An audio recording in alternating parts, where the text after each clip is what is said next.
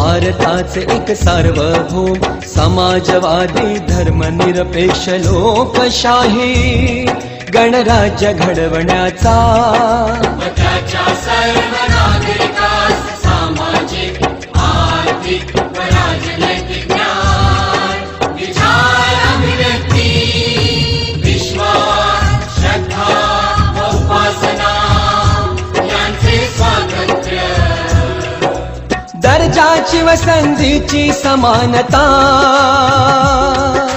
निश्चितपणे प्राप्त करून देण्याचा आणि त्या सर्वांमध्ये व्यक्तीची राष्ट्रध्वज ज्या गणतांत्रिक राष्ट्राचे